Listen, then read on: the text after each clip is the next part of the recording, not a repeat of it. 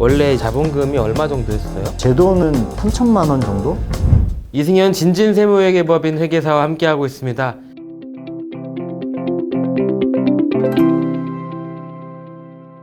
자본가라는 닉네임을 갖고 계시는데 이 자본가가 어떤 의미인가요? 정말 말 그대로 엄청난 자본을 가진 자본가? 그 자본가 의미는 맞는데 제가 사실 처음에 이 닉네임을 만든 거는 자본가가 아니었어요. 부동산 카페 같은데 이제 가입을 하잖아요. 가입을 할 때 닉네임을 뭘 할까 고민하다가 자본가를 꿈꾸는 노동자라고 지었어요. 그때는 제가 이제 회계사로 이제 회계법인에 이제 직장인 생활을 하고 있을 때인데 아, 자본가를 꿈꾸는 노동자다. 내 상황이 그렇다라고 생각을 해서 이제 그런 닉네임을 지었고요. 이제 나중에 그 뒤에 거 이제 잘라내고 자본가로 가는 거죠. 자본가가 이제 되셨다는 의미인가요? 그러면 노동자는 아닌 게 됐고. 아, 그쪽으로 가고 있다. 예, 그 정도 생각하시면 될 것 같아요. 자, 그러면은 자본가를 꿈꾸는 노동자에서를 꿈꾸는 노동자가 빠지고 자본가의 저투자는 어떤 방법이었나요? 제가 이제 부동산을 처음 사게 된 거는 신혼집을 구하면서였거든요. 회사 생활 하는데 이제 모아둔 돈이 없잖아요. 그래서 처음에 이제 결혼을 해야겠다라고 생각하고 신혼집을 구하려고 돌아다니는데 그때 정말 이 세상의 벽을 느꼈어요. 너무 비싸서? 그쵸. 첫 집을 딱 구하러 직장 근처로 알아보잖아요. 저는 이제 그때 신용산에서 직장을 다녔으니까 뭐 신용산 근처도 알아보고 또 이제 내려오면서 뭐 이촌이라든지 사당 이런 곳을 이제 알아봤는데 정말 너무나 비싼 거예요, 집이. 회사가 좋으니까 집도 비싼 데만 알아보신 거 아니에요? 알아보다 보니까 정말 그 비단칸 안 되는 지하 빌라 이런 정도밖에 안 되더라고요. 그래서 지하철을 따라서 이제 내려가다가 뭐 4호선을 타고 내려가서 이제 처음에 신혼집을 안양에 구하게 됐어요. 결국 수도권으로. 작은 아파트였는데 그때 당시에는 가격이 많이 쌌죠. 2억 초반 정도밖에 안 했으니까 그때 대출을 이제 많이 해주던 시절이라서 2013년도였거든요. 그래서 그때 2억 초반대에 이제 안양에 집을 사면서 봤더니 정부에서 세금 혜택을 준다는 거예요. 세금 혜택이요? 예. 그때 당시에 2013년 4월 1일 날 4.1 부동산 대책이라는 걸 발표를 했어요. 뭐를 발표했냐면 지금 1주택자들이 이 부동산 경기가 안 좋아서 집을 못 파는 거예요. 이사를 가고 싶어도 집을 팔 수 없는 그런 상태가 발생을 해서 이런 집을 사주면은 매수하는 사람한테 앞으로 이 집에 대해서 5년 동안 양도세를 100% 감면해 주겠다. 지금으로선 사실은 상상이 안 가는데 그때는 집을 사는 사람이 아무도 없었기 때문에 그런 혜택을 막 줬어요. 그래서 저도 부동산에 이제 1주택자분의 주택을 좀 알아봐 달라고 해서 그 혜택이 있는 집을 샀죠. 그 집을 사시면 계약서 뒷면에 이 도장을 받으셔야 돼요. 구청에서 확인 날인을 찍어주는데 이 집은 양도세를 깎아주는 집이다. 100% 감면주택입니다 라는 확인 날인을 찍어줘요. 그 날인을 받으시면 5년 안에 양도세가 100% 감면되고 또 5년이 지나도 5년치는 100% 감면. 이후 기간에 대해서만 양도세를 내요. 아, 언제 팔아도 상관없이 그 5년치를 딱 계산해가지고. 그렇죠.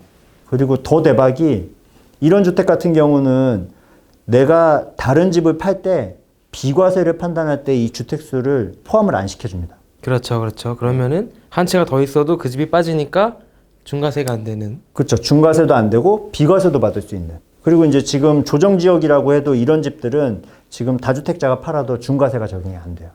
그래서 사실 엄청난 혜택을 주던 그런 주택을 제가 운 좋게 신혼집으로 샀었죠. 자, 그게 조세특례 제한법에 들어가 있는. 그렇죠. 99조의 이 특례주택이었어요. 역시 회계사의 강점이 여기서 발휘됐군요. 과거에도 이런 주택들이 있었어요. 조세특례제한법상 특례주택들이 굉장히 여러 번 있었는데 이게 이제 최근의 사례였고요. 앞으로도 사실 부동산 경기가 지금은 굉장히 호황이지만 앞으로 안 좋아져서 불황이 오게 되면 이런 대책들이 또 발표가 될 거예요. 원래 이제 부부의 자본금이 얼마 정도였어요? 대출이 굉장히 많이 나와서 제 돈은 뭐 한 3천만 원 정도? 그 정도 들어갔던 것 같아요. 그러면은 한 3천만 원으로 2억 원짜리 집을 산 건데 네. 그런 시기에 이런 대책이 나오면 꼭 사야 된다라고 좀 정리를 할 수 있을까요? 제가 만약에 그때로 돌아간다면 한 채로 안 끝나? 그 여러 채를 샀을 텐데 그때 한 채밖에 못 산 게 지금도 좀 아쉽네요. 사실 무주택자분들 같은 경우는 그런 때가 사실 최적의 기회가 되는 거죠. 제 경험으로 비춰보거나 과거 사례들을 봐도 이런 특례주택들에 대한 세제 혜택을 준다고 나왔을 때가 부동산의 저점인 경우가 많았어요. 저점. 그렇죠. 그게 중요한 거죠. 첫 집을 마련하면서 부동산 투자를 시작했으니까 그 이후에는 이제 부동산 경기가 계속 좋았잖아요. 저도 투자를 하면서 손해를 본 적은 한 번도 없었던 것 같아요. 두 번째는 뭘 사신 거예요? 그럼 첫 번째는 이제 특례주택을 사셨고. 그렇죠. 가진 돈이 많지 않으니까 부동산 전세 레버리지를 활용해서 이제 투자를 시작했고, 또 이제 이사를 다니면서도 일시적 이주택, 비과세 이런 거를 활용해서 이제 세금을 줄이면서 투자를 계속했던 것 같아요. 그때는 대부분의 투자가 레버리지 투자였어요. 네. 대상 아파트를 고를 때 어떤 점을 좀 이렇게 보고 투자를 결정하셨는지 그걸 좀 궁금해하시는 분들도 많을 것 같아요. 저도 이제 직장인 생활을 했기 때문에 월급만으로는 도저히 이제 제 노후라든지 이런 게 너무 걱정이 되는 거예요. 저는 기본적으로는 물가 상승률 이상의 자산 가치 증가가 나오는 부동산을 사야겠다라고 생각을 해서 최대한 좀 호재가 있고 전셋값이 안정적으로 유지될 만한 곳을 선택을 했던 것 같아요. 안정적으로 유지될 만한 곳이라면 입주가 앞으로 뭐 폭탄이 없는 곳? 예. 그때 당시에는 전세가율이 높았기 때문에 좀 가능했던 부분이긴 한데, 교통이 편한, 예를 들어 뭐 인덕원이라든지 분당이라든지 이런 지역을 위주로 좀 매수를 했던 것 같아요. 분당이었으면은 수익률이 얼추 저는 머릿속으로 지금 계산이 되고 있는데 그러면은 투자 기간은 어떻게 좀 설정하고 들어가셨나요? 투자 기간은 뭐 최소 이제 전세를 놓게 되니까 2년 정도 투자를 했고, 투자를 해서 2년 후에 수익률이 나오면 매도를 하는 경우도 있었고요. 근데 지나 보니까 저도 이제 처음에는 몰라서 계속 사고팔고를 했는데, 그때 당시 주택을 안 팔았던 게 가장 그 수익률이 높았던 게 아닐까라는 생각이 들어요. 그래서 굳이 좋은 지역에 부동산을 취득했다면 좀 장기로 가져가시는 것도 나쁘지 않겠다는 생각이 듭니다. 지방에서 여러 채 하느니 그냥 서울에 모아서 좀 압구정 현대 같은 거 한번 딱 들어가자 이럴 때 네. 그렇게 보시는 분들도 계시고, 여러 채를 굴려가지고 수익을 조금씩 많이 모으는 분들도 계시는데, 제가 사실 상담을 굉장히 많이 하는데 여러 채를 통해서 돈을 벌어서 핵심 지역으로 점점 이동하면서 최종적으로는 이제 강남에 똘똘한 한 채로 가는 그런 투자 방법을 하시는 분들이 많이 있는데, 제 생각에는 그 방법이 좀 리스크가 있는 것 같아요. 기존에 했던 투자들이 잘 성공을 했다가도 똘똘한 한 채를 잘못된 타이밍에 잘못 사시면은 기존의 모든 성공이 물거품이 되는 경우도 있어요. 한 채인데 얘가 똘똘하지가 않은 거죠. 그렇죠. 예를 들어 과거에 지방 시장에서 계속 매도하면서 매도 차익을 가지고 2008년도에 강남을 샀다. 그러면 그분들은 거의 10년째 본전 회복을 못 하시고, 또 자본금이 충분하지 않은 경우는 그 사이에 사라지신 분들도 많이 있거든요. 그래서 제 생각에는 자본금에 따라서 다르지만 어느 정도 지역 분산이라든지 물건에 대한 분산이 좀 필요하지 않을까. 한꺼번에 역전세를 맞는 그런 경우도 상정을 해야 되니까요. 계란을 한 바구니에 담지 말라는 명언이 좀 떠오릅니다. 투자금 대비 우리 수익률을 생각했을 때 서울은 세제적으로나 대출적으로 너무 규제가 많기 때문에 서울보다는 오히려 지방으로 투자를 하시는 수요가 더 많이 늘고 있는 것 같아요. 그래서 지방의 분양권이라든지 새 아파트가 될 만한 그런 부분이 지금 굉장히 좀 활발하게 매매가 이루어지고 있는 것 같습니다. 저도 이제 투자자분들한테 상담을 해주고 그분들 이제 세무 기장, 세무 상담, 세무 신고를 하면서 많이 좀 배우거든요. 기가 막히게 이런 세금의 틈새들을 포착해가지고 투자를 하시는 분들도 많이 있는 것 같아요. 틈새. 네. 예를 들어서 요새 법인 투자가 많아지고 있잖아요.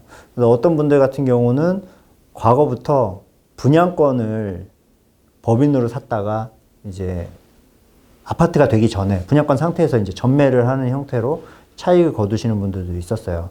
근데 이게 어떻게 보면 개인들은 1년 내에 2년 내에 팔면 50% 40%의 양도세를 내야 되는데, 법인으로 샀다가 분양권을 팔았을 때는 법인세율 2억 이하 10%잖아요. 그 10% 세금만 내고 끝나는 거죠. 또 분양권은 주택이 아니니까 이 토지 등 양도소득에 대한 법인세 추가되는 10%도 내지를 않거든요. 그러면 50% 40% 세금을 10%로 줄어들게 되는 결과가 되니까, 이런 부분들은 이제 실제로 그거를 해보고 활용하고 연구하시는 분들이 아니면은 좀 알기가 어려운 부분인데, 투자자분들이 그만큼 좀 이 세금 부분에서 빠르게 대응하고 있다라고 볼 수가 있는 거죠. 이분은 뭐 세무사는 아니셨지만 약간 세무업계에 발이 좀 걸쳐 있을 것 같은데요, 제 느낌에는. 뭐 어떤 분은 진짜 막 뭐 서울에 아파트 한 동을 가지고 계신데 본인이 지으신 거예요, 아파트를. 그러니까 예전에 땅이 있다가 거기에다가 본인이 아파트를 한 동을 지은 거죠. 이제 18세대를. 그것도 대형 평형을. 종부세만 한 2억씩 나오는 거예요. 올해 이제. 근데 이게 다 전세로 빼가지고 팔아봐야 전세금도 다 돌려주지 못하는 중과세 20%니까 70% 세율이잖아요. 그러니까 이거는 이제 임대주택 등록도 안 되고 종부세 합산배제 이런 것도 안 되고 그러니까 완전히 외통수로 막혀서 그냥 종부세만 몇 억씩 내야 되는 이거 진짜 너무 심각한데요, 이거는. 그런 부분들 뭐 부담부징역 이런 거 생각해봐도 답도 안 나와요. 양도세가 워낙 커서. 내 돈을 지키고 부자가 되려면 이런 거에 대한 세금, 뭐 투자 이런 부분에 대해서 참 공부를 많이 하고 노력을 해야 되는구나 이런 점을 제가 상담하면서 또 배우기도 합니다. 자본가님과 함께 했습니다. 말씀 감사합니다.